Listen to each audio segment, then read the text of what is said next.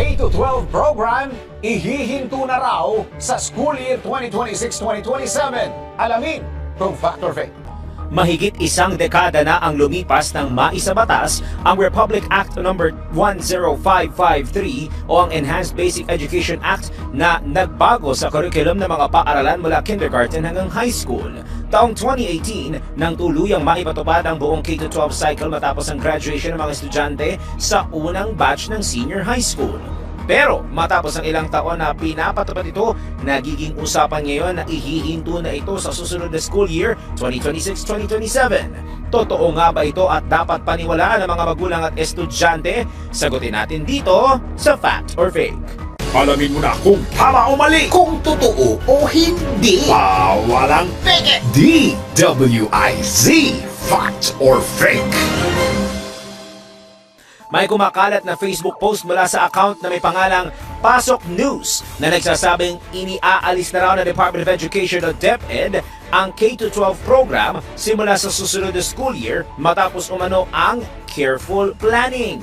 Ibinahagi rin sa post ang mga link na di umano'y naglalaman ng listahan ng mga paaralang sumusunod na raw sa anunsyo ng DepEd. Maraming netizens ang nagkomento rito. Karamihan ay kine-question ang bisa ng K-12 program at tinawag pa itong dagdag gastos para sa edukasyon ng mga estudyante.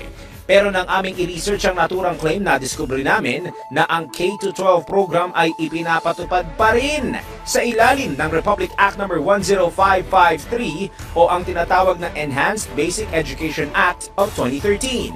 Taliwas ito sa kumakalat na post online.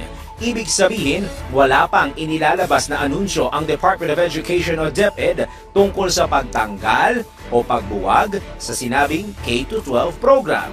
Dagdag pa dito, itinanggi rin ng Department of Education na ang kumakalat na post na nagsasabing tatanggalin na raw ang K-12 program sa kasalukuyang school year. Kung kaya't ang balitang ihihinto na ng DepEd ang K-12 program sa susunod na school year 2026-2027 ay fake. Nananawagan ang DepEd sa publiko na i-report sa kanilang Action Center ang anumang uri ng maling impormasyon o fake news na may kinalaman sa programa. Para sa Fact or Fake, Daryl Justin, nagbabalita ng tama, naglilingkod ng tama.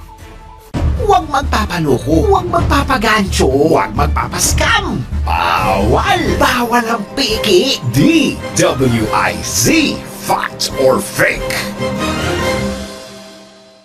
Thank you for watching. Tuloy lang ang panonood at pakikinig ng tamang balita sa DWIZ News, DWIZ News FM Regional, DWIZ News TV, Aliw Channel 23, nationwide. Mag-follow, like, subscribe, at i-share ang aming mga social media accounts.